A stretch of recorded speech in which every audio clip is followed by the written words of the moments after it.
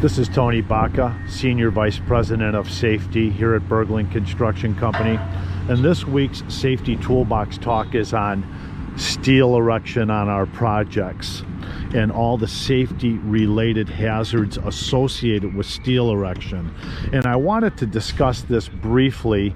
This job has been recently completed with the erection, so the crane has left.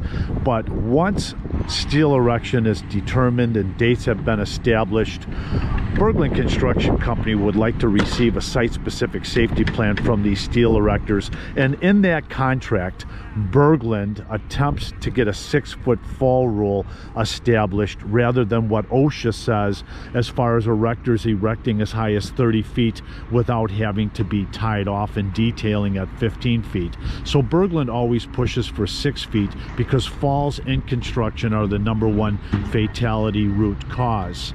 But moving into the sequence of steel erection, we're going to have cranes, we're going to be picking this steel off of flatbed trucks and up onto the building. So the steel erector is the sole proprietor of the terrain and of the logistics of the project. No one can be on the project when this sequence takes place. And today it's a little bit windy. You might be able to hear it on this video, but that has to be taken into consideration also as they pick loads, bring them in, and men are beam skate tied off to those flange members, and they're accepting a load and placing it in place with 2 anchor bolts on each horizontal member.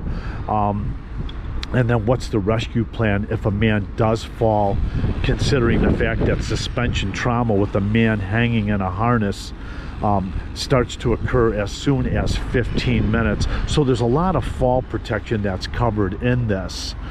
Additionally, today, as you can see, the first deck is already decked out, but the team is going to start to deck this top.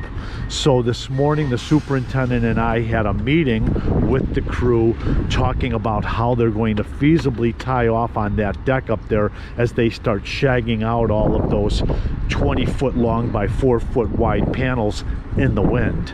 So we talked about their anchor systems, their 25-foot retractable lines, and their means and measures, not only over the deck that's already established, but once they get to the outer edge, the fact that now their fall exposure isn't 14 or 15 feet to the deck below, but it's over 30 feet to the terrain down below.